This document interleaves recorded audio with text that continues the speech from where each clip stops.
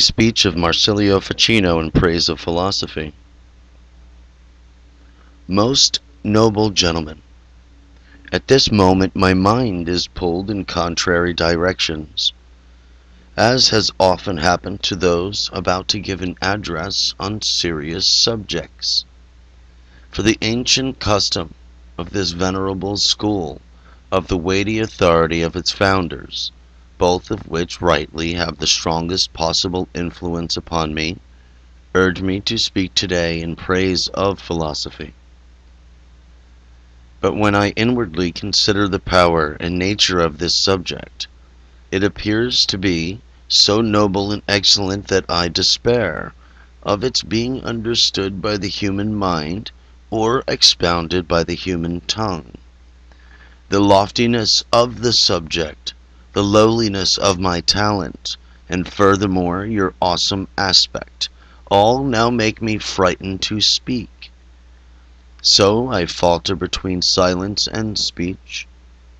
Yet, noble gentlemen, as far as I am able, I shall speak, having concluded that it is preferable for the subject of my speech not to appear to Marsilio than for Marsilio not to appear at the behest of his superiors. So you will forgive me if I fail utterly to express any outstanding praises of philosophy in accordance with her worth, and everything I will say will ascribe directly to the divine light, by whose illumination we perceive, by whose rays we understand, and by whose splendor we reveal everything. Most excellent gentlemen, the age-old view of theologians, confirmed by the reasonings of many philosophers, by which we have been well taught, and in which we have been well praised, and in which we have been raised, is this: the more perfect and worthy the honor each being appears in the natural order, the closer it approaches the perfection and its worth of the first cause of all, and the more nearly and clearly it represents the image of this cause within itself.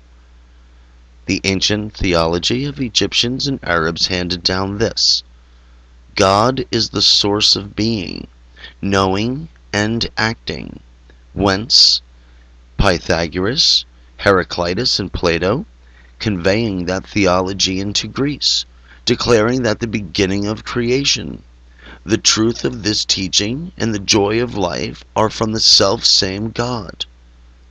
To this Plato bears witness in the Republic, Parmenides and Timaeus, as do Iamblichus and Proclus in their theologies. Following those ancient writers, Dionysius, an Areopagite, initially a Platonist and then a Christian, gave very extensive expression in his books on the same view, which was held much later by St. Hilary and St. Augustine, the principal Latin theologians. And so Augustine, in his books on the true religion and the city of God, calls God himself the maker of all things, the illuminator of truth, and bestower of happiness.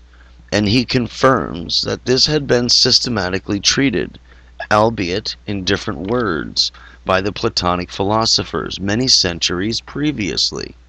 Furthermore, that in these three titles of God, first introduced by the ancient philosophers, the Christian Trinity is also comprehended in some way, and lastly, that the three aspects of philosophy discovered and decimated by Plato correspond to this Trinity of ours in all particulars. Let that branch of philosophic discourse which sets forth the causes and development of things correspond to God, their source. Let the next branch, in which the origin and method of setting things in order are treated, correspond to God, the illuminator of truth. Let the last part of philosophy, by whose precepts and on whose foundations we lead our lives and direct ourselves, the family and the state in the pursuit of happiness, also be compared in some measure to God, the bestower of happiness. From this It can now be quite clear that philosophy, in every part of it, accords, as I have said, with the Godhead whole and perfect, and contains, so far as it is revealed to us, a handful and complete image of the power, wisdom, and goodness of Father, Son, and Spirit. Thus it is that of all the faculties of men, none appears closer or more similar to the Godhead than philosophy, and nothing so available to us save God himself is seen as more perfect or more excellent, for which reason Hermes, wisest of Egyptians, seems through godlike power to have explained this, when he declared that men became gods through the light of philosophy. Pythagoras also sounded the same note in the Golden Verses, and Plato, in his books on the Republic, appointed for philosophers at their death the sacred rites and mysteries that are according to the gods.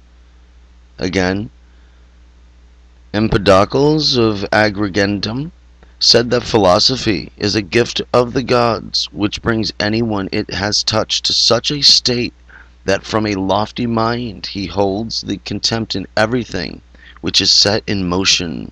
From the innermost point of the mind he is illuminated by divine rays, and always future blessedness with steadfast purpose. By what is nobler than the declaration made by Aristotle? Whereas the other arts and sciences, aghast at the size and difficulty of the matter, have moved long way in the search of truth, philosophy alone has never scourged laborious work. She has considered that she is not unworthy of the richest treasures, and that knowledge of these befits her, and is of the same birth. And since it is impossible to approach the heavenly regions through bodily strength, the soul, having acquired the power of mental discernment as guide by the gift of philosophy, transcends the nature of all things through contemplation. So said Aristotle. Finally, to be brief, since she is a gift from heaven, philosophy drives earthly vices far away, firmly subdues fortune, marvelously softens fate, uses mortal gifts right mostly, and bestows immortal gifts according to desire. O treasure of all things most precious, in no way produced from the bowels of earth and Pluto, but descending from the topmost point of heaven and the head of Jove. Without possession of this treasure we cannot make right use of other treasures, nor possess anything fruitfully. O surest guide for human life, who, firstly, with the club of Hercules, puts the monsters of vice to headlong flight, then, with the shield and spear of Pallas, she averts or overcomes the perils of fortune. Lastly, supporting men's souls with the shoulders of Atlas, she frees them from this earthly exile and restores them to their celestial homeland in the fullness of truth and happiness. May what Plato said be justified, that there was once a golden age when wisdom reigned, and that if ever philosophy reigns again, the golden age will return. But what are we doing, noble gentlemen? Why do we vainly seek to measure eternity in, so to speak, a moment of time? Not merely a day, but very many years would be insufficient, were we directly to understand, to adorn blessed philosophy with all her praises. So there remains nothing more to be said or done, but having left behind all this that set forth in motion, all that is lifeless, in which there is nothing to be found beyond shadows and phantoms, we should devote ourselves with whole mind and ardent spirit to the study of this divine gift. For lower than the human race, those who have no part in philosophy degenerate rapidly, as it were, into beasts. Those, however, who give moderate service to philosophy, will without doubt go forth as men fit to teach the learned and rule the rulers. Yet he who, throughout an entire life, devotes himself wholly to her alone, once the body has been laid aside, as it were, will go straight and free to the upper regions and will ascend beyond human form, having become a god of life-given heaven.